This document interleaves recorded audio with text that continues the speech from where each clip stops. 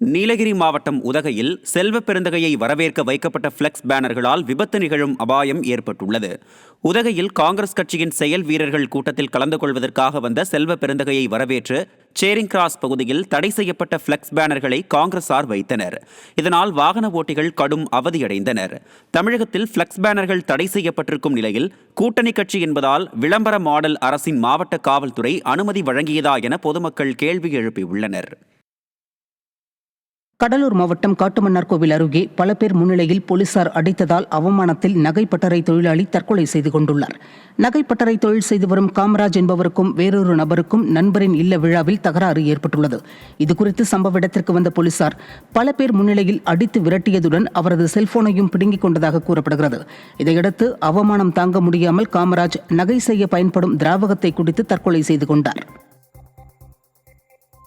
நீலகிரி மாவட்டம் உதகையில் இளம் பெண்ணிற்கு சயனைடு கொடுத்து கொன்ற வழக்கில் மாமியார், கணவர் உட்பட 4 பேர் கைது செய்யப்பட்டனர். உதகை வண்ணாரப்பேட்டை பகுதியைச் சேர்ந்த நிலஃபர் நிஷா என்பவரது மகள் ஆஷிகா பர்வீன் மாமியார் வீட்டில் இறந்ததை அடுத்து அவரது மரணத்தில் மர்மம் இருப்பதாக காவல் நிலையத்தில் புகார் அளிக்கப்பட்டது. ஆனால் புகார் அளித்து 70 நாட்கள் கடந்தும் எந்த நடவடிக்கையும் எடுக்காத விடிய அரசின் ஏவல் துறையினரை கண்டித்து ஆஷிகாவின் உறவினர்கள் காவல் நிலையம் முன்பு போராட்டத்தில் ஈடுபட்டனர். இதையடுத்து நடத்தப்பட்ட விசாரணையில் ஆஷிகாவின் மாமியார் யாஸ்மின் மற்றும் அவரது உறவினர் காலிஃப் என்பவருக்கு இடையே இருந்த தகாத உறவு ஆஷிகாவிற்கு தெரிய வந்ததாகவும் அதை அவர் வெளியே சொல்லிவிடுவாரோ என்ற அச்சத்தில் அவருக்கு காஃபியில் சயனைடு வைத்து கொன்றதாகவும் ஆஷிகாவின் மாமியார் வாக்குமூலம் அளித்துள்ளார். இந்த சம்பவத்தில் ஆஷிகா பர்வீனின் மாமியார் யாஸ்மின், அவரது உறவினர் காலிஃப், அவரது கணவர் இம்ரான் மற்றும் கணவரின் தம்பி முக்தார் ஆகிய 4 பேர் கைது செய்யப்பட்டனர்.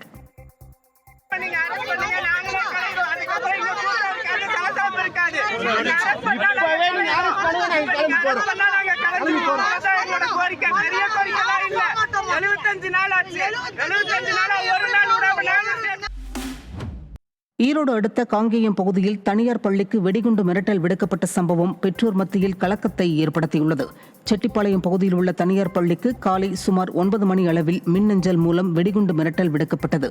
இதையடுத்து பள்ளி வாகனங்கள் மற்றும் பெற்றோருக்கு குறுஞ்செய்தி மூலம் தகவல் அளிக்கப்பட்டு மாணவர்கள் திருப்பி அனுப்பப்பட்டனர். இதைத் தொடர்ந்து ஈரோடு வெடிகுண்டு தடுப்பு பிரிவினர் பள்ளியில் சோதனை மேற்கொண்டனர்.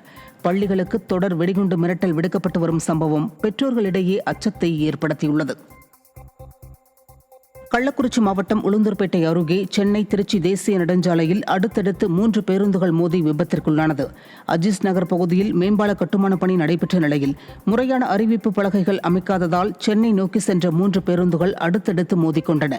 இதனால் பின்னால் வந்த மினி லாரி கவிழ்ந்து விபத்திற்குள்ளானது.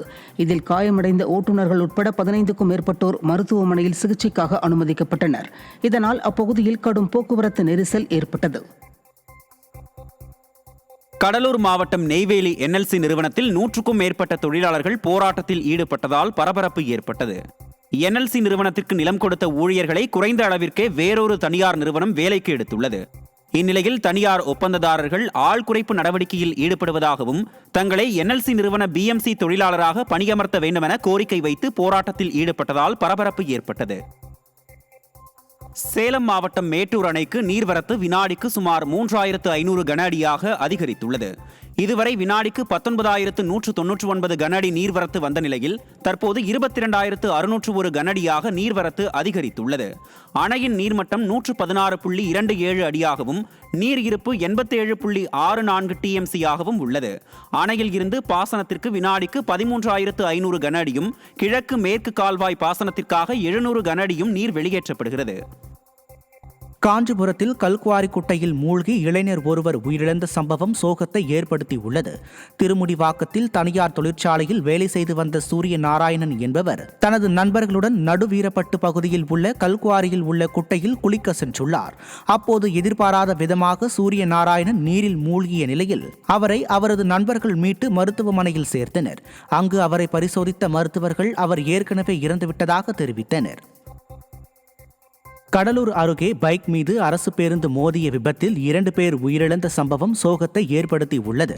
வழுதலம்பட்டு கிராமத்தை சேர்ந்த ஜோன் தாஸ், ஏழைமுத்து ஆகிய இருவரும் பைக்கில் குள்ளஞ்சாவடியில் இருந்து வழுதலம்பட்டுக்கு சென்று கொண்டிருந்தனர். அப்போது சாலையை கடக்க முயன்றபோது அதிவேகமாக வந்து கொண்டிருந்த அரசு பேருந்து ஒன்று பைக் மீது மோதியது. இந்த விபத்தில் பைக்கில் பயணம் செய்த இருவரும் சம்பவ இடத்திலேயே பலியாகினர்.